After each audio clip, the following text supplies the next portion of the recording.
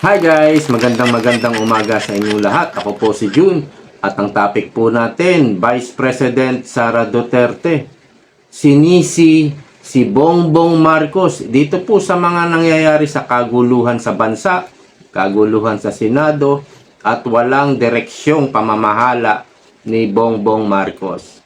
At pag-usapan din natin itong dilawan. Alam nyo kapag may mga ganitong sakuna, may mga disaster, makikita mo yung kaipokritohan ng dilawan. Example na lang dito kay Risa Hontiveros. At yung mga ginagawa ng NPA, mga komunista, kapag may mga disaster, ang ugali niya na nagsusulisit, nangungulekta ng pondo para daw ipantulong sa mga biktima. Ganyan po yung binulgar ni Ka Eric dati siyang NPA Yan yung gawain nila dati. Kaya makikita mo, nananalamin kay Risa Hontiveros yung mga ganitong gawain pag may sakuna, no, sa ating bansa. Unahin po natin si Vice President Sara. Eto, pakinggan nyo. Yung kaguluhan sa Senado mo ay nagsasalamin ng leadership ng administrasyon. Yun. Kaguluhan at kawalang direksyon ng ating bansa ay nagsasalamin.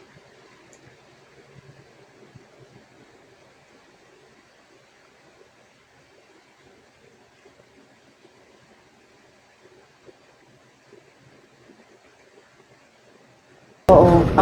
Yung kaguluhan sa Senado no, ay nagsasalamin ng leadership ng administrasyon. Yung kaguluhan at kawalang direksyon ng ating bansa ay nagsasalamin ng kung ano yung klase ng leadership meron ang nakaupo sa palasyo at ng ating administrasyon. Dahil lahat naman ng tao nagre-recognize sila ng kung ano yung direksyon ng isang leader. Pero kapag wala yung direksyon, wala yung vision, ay nagkakanya-kanya talaga ang mga tao.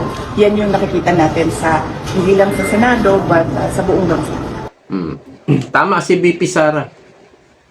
Kung ang administrasyon, ang gobyerno ay may mga magagandang mga ginagawa, nakikita natin yung mga pag-unlad, nakikita natin na may direksyon, may vision yung gobyerno, mare-recognize at mare-recognize ng taong bayan. Kagaya po nung nakaraang administrasyong Duterte, puring-puri, marami tuwang-tuwa sa mga nag-usbungan, naglitawang mga proyekto. Kita po nila buong bansa po Yung mga bypass road, ang dami niyan. At yung mga malalaking proyekto. Kitang-kita po Kaya nare-recognize. At napakataas ng kanyang rating ni PRRD. Umabot sa 91%. Mare-recognize at mare-recognize. Ngayon po, wala kang ma-recognize dito po sa pamumuno ni Bongbong Marcos. At ang nangyayari tuloy, nagkakagulo, nagkakanya-kanya, watak-watak ang taong bayan. Tama talaga yung sinasabi ni BP Sara. At dito nga sa nangyaring sakuna, disaster, dito po sa Gensan, bumisita po ang OBP. Ayan. Tatanggalin na lang natin yung sounds. Mayroon agad paunang tulong si Vice President o ang Office of the Vice President. Ito po ay hot meal para sa mga rescuers at sa mga men in uniform natin. Ayan. Mayroon pong tulong na ginagawa. Yung gobyerno ni Marcos, ano na kaya ang naitulong? Baka meron naman yung DSWD. Puntahan ninyo sa kanilang Facebook. Hindi ko pa chinecheck. At ang kagandahan dito, nandun agad sa ground si BP Sara. Pero lumindol yata, nasa Mindanao siya eh. At napuntahan na niya yung ibang mga biktima. Ito, ayan, nadalaw na niya. Ayan.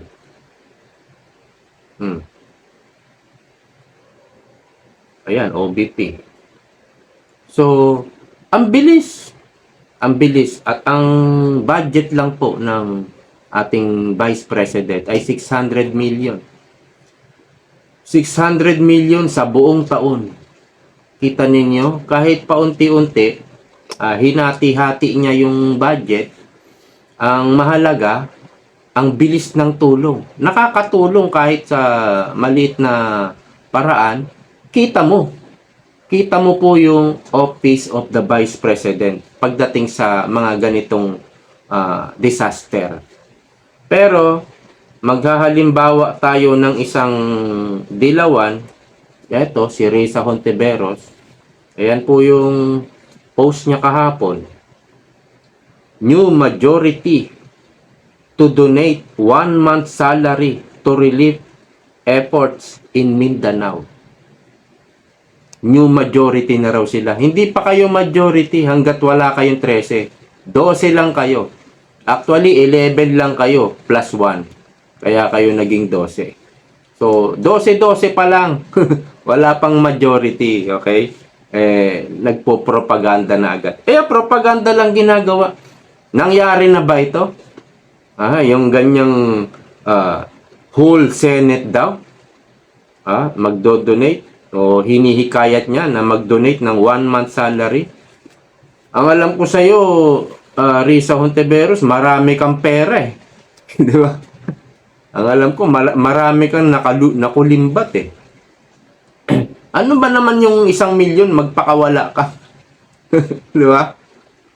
O hinahanda mo yung pagtakbo mo sa 2028 at ayaw mong gumastos dito. Ang kaya mo lang 1 month salary. Yun lang ang kaya mong i-donate at manghihikayat ka pa ng ibang senador. Sarilinin mo na lang, ikaw na lang, punta ka na ng Mindanao. Mahirap ba yon? Hindi mo kaya? Naka-break naman ng Senado. Yan ang hirap po sa mga dilawan. Puro Facebook lang. Magpo-post lang sila sa Facebook kagaya ni dating Vice President Leni Robredo. Ganyan lang. Ganito lang po ang mga ginagawa nila. Wala po talagang tunay na pagtulong na malasakit sa taong bayan. Ayan po ang talagang public servant. Nandun agad. Nandun agad yung tulong. Nandun agad sa grounds yung presensya ng Vice President. Kaya malalaman mo mararamdaman mo pala kung sino talaga yung kumikilos. Ito naman si Bongbong Marcos. Panoorin nyo si Bongbong Marcos sa kanyang interview. Dito nga sa nangyaring lindol. Ito. Sa mga tulong, mga tulong na ibinibigay natin, walang trabaho ngayon doon sa nakita natin.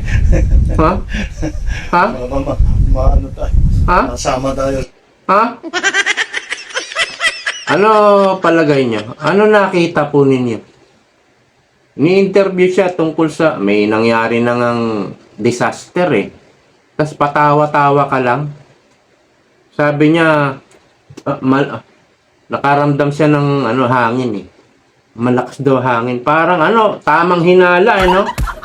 Parang sabog eh. Ano napansin niyo? Ulitin natin.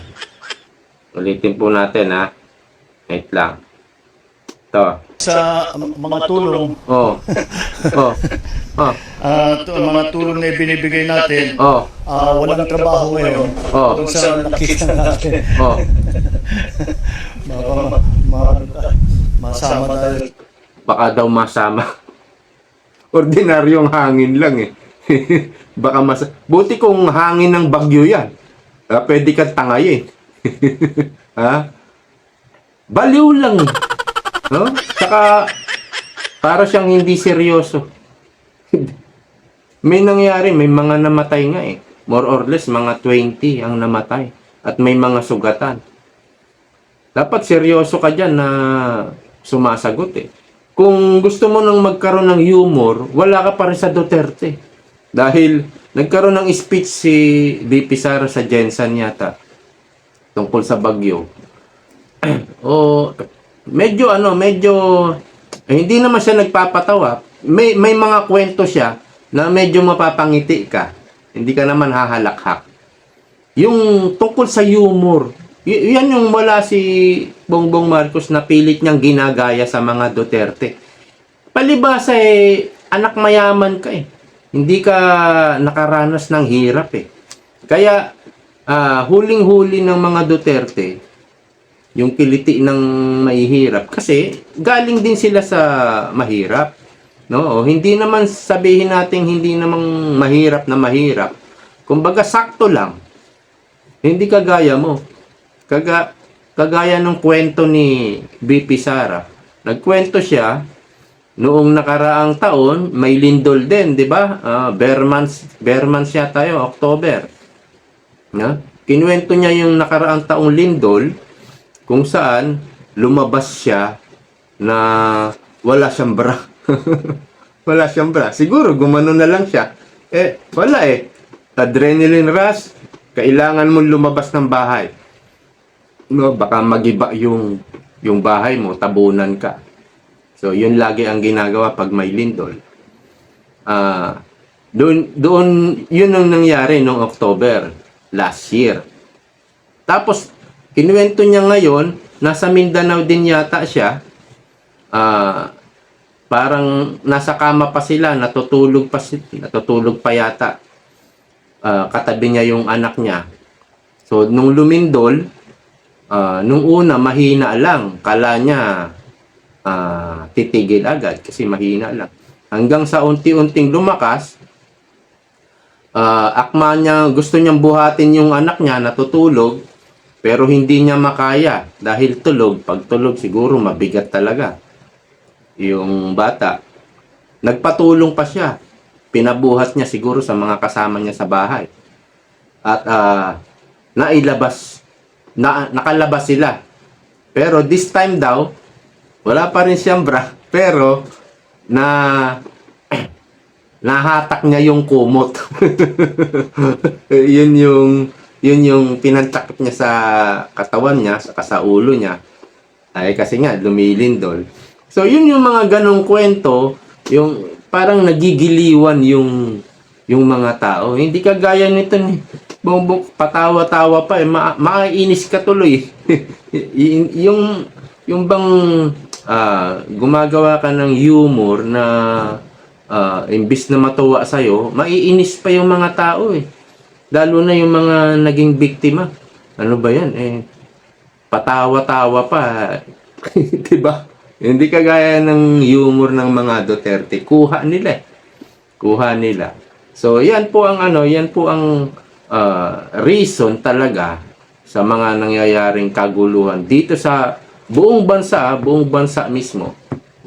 Ito po dahil sa kawalan ng direksyon, kawalan ng mga proyekto at programa, bumabagsak ang ekonomiya.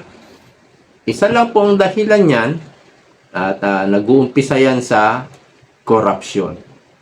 Kasi kung walang corruption, mare-recognize din yan ng taong bayan. Walang nakikitang corruption, mare-recognize Mapupuri mo si Bongbong Marcos At pag walang corruption, nandiyan yung pag-unlad. Mararamdaman dapat yan. Yung pag-unlad. Kaya lang wala So, ang problema talaga sa gobyerno natin, corruption. At yung mga nangungurakot sa gobyerno, kapag pinuna mo yan, galit na galit pa yung mga yan. Kailangan mawala ito kasi nagtrabaho nga po ako sa City Hall dati. Hindi ko nasasabihin kung saang lugar, basta sa Metro Manila. Nagtrabaho ko sa isang City Hall. Kita ko po yung corruption doon sa munisipyo, sa mga tao doon. tao ng empleyado ng City Hall at yung iba, yung mga hindi empleyado. Tagalabas pero nakakapasok siyempre sa City Hall, pwede ka naman pumasok. Hindi sila empleyado pero araw-araw silang pumapasok sa City Hall. At doon sa mga kwentuhan naririnig ko kasi pagdating ng alas 5, may mga malapit doon na inuman eh. Mga bar and restaurant. Siyempre, unwind. Unwind kami. Naririnig ko sa mga kwentuhan nila. Etong si ganito. Buisit ito eh. Kumbaga, balakid. Balakid sa kanilang operasyon. Sa korupsyon nila doon sa City Hall.